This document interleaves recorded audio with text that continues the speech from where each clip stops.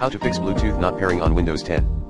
To fix Bluetooth not pairing on Windows 10, try 1. Make sure your Bluetooth device is working. 2.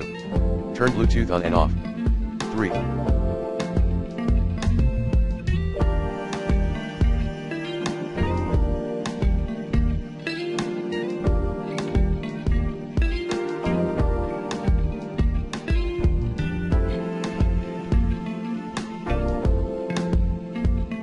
Check for old Bluetooth connections. 4. Move away from interference. 5. Update your Bluetooth driver using the recommended Avast driver updater in this video guide. 6. Install all Windows updates.